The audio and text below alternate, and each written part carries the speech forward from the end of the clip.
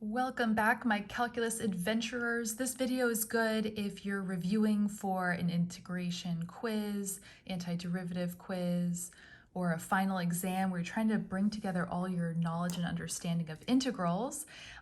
So these three integrals are fun because they look really similar, but actually they're computed in pretty different ways. So the subtlety of how an integral is put together can really change what strategy you're going to use. So pause this video, see if you can figure out how to solve each of these three, and then I'm going to do them now.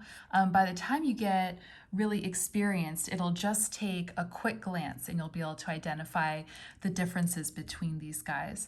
So for the integral of 1 plus x to the fourth over x cubed, what I noticed, so there's no quotient rule for integrals. We can't just like start integrating yet. We have to algebraically change this before we start integrating.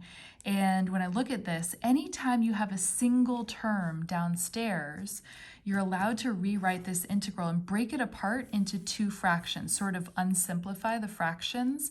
You get 1 over x cubed plus x to the fourth over x cubed dx. And now each of these can simplify on their own independently. This is technically simplified, but I'll get it ready for the power rule. I prefer to write that as x to the negative third.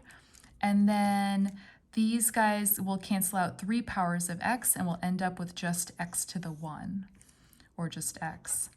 And then this is great. Now this is just x to different powers. We can just use the antiderivative power rule for this. So you add 1 to the exponent and divide by adding 1 to the exponent. So x to the negative 3 plus 1 over negative 3 plus 1 plus, this is x to the 1 secretly, so that's x to the 1 plus 1 over 1 plus 1 plus c. And then we just tidy up this answer to get our final answer. So we get x to the negative 2 over negative 2 plus x squared over 2 plus c. Okay, so if you have a single term down in the bottom, it can help you just break it apart into two separate fractions that can each simplify. And then it's just an antiderivative power rule. This next problem is a little different because notice we have two terms downstairs. We can't just do that simple simplification technique that we did before. If you're a little bit later in your integral unit, which you probably are if you're doing an integral cumulative exam or final exam, you'll notice that one piece of your integral looks a bit like a derivative of another piece of your integral. So let's try having u substitution here. Have our u be this most tucked away part of our function, 1 plus x to the fourth. We calculate out our du, and we get 4x cubed dx. And that's a really close match for what we have here. We have x cubed dx. We want, that's what we want. We have 4x cubed dx. We don't want the 4, so let's divide out the 4 to get it to match what we have in our problem. 1/4 du equals x cubed dx. So now both of these circled parts have names in terms of u, so we're ready to rewrite this antiderivative using just u's. So this part upstairs is going to be 1/4 du. And this part downstairs, we decided to call that u. We can just tidy up this integral to make it look a little more normal. You can put the 1/4 in front and the du at the end. And this is a du in the u in the denominator, so we have 1 over u. So this just looks like a more normal integral. What does that integral equal? Well, this is actually one of our special memorized antiderivatives. 1/4 goes along for the ride. The antiderivative of 1 over u is ln absolute value of u. And then we have a plus c. Last step for u sub, you plug in whatever you called your u. So we have 1/4 ln absolute value 1 plus x to the fourth plus c. And technically, in this particular case, we don't need the absolute values anymore because 1 is a positive number and any x value to the even power is going to be positive. So we could just write parentheses here. already check out how different those answers were. That's pretty cool.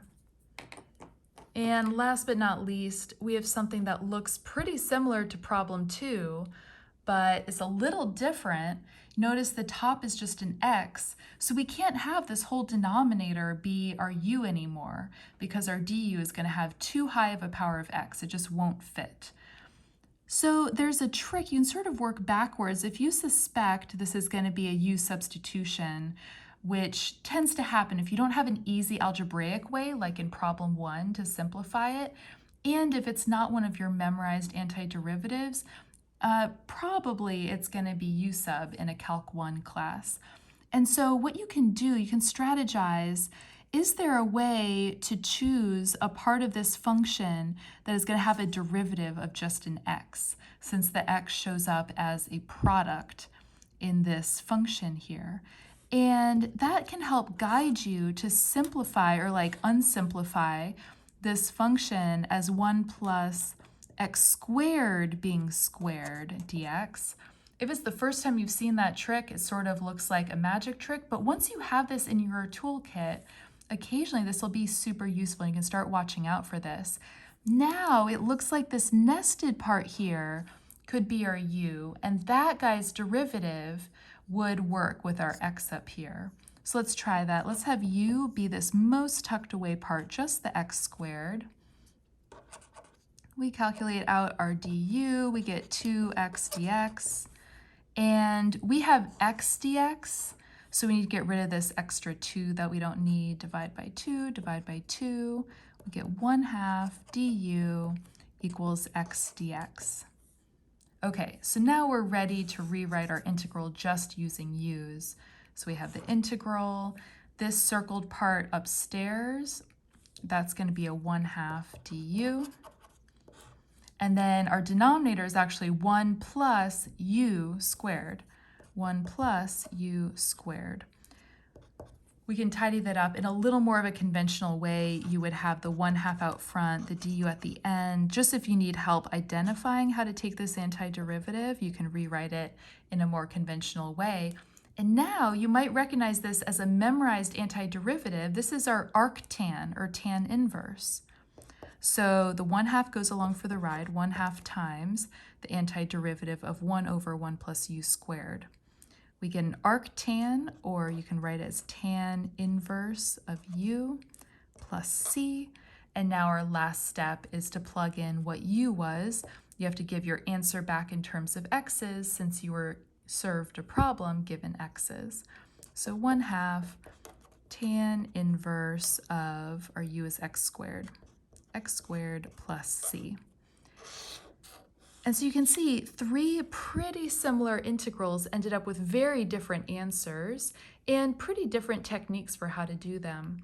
If you're ever a little bit concerned that you got the wrong answer and you have extra time on an integral test, you can always take the derivative of your answer and see if you end up with what you started with in your integral symbol. That's a good way to check your answer, since by now you should have a lot more experience with derivatives than integrals. So just a little pro tip. Let me know, comment down below what you want to work on next and what is really bothering you right now. Have a great rest of your day. Bye.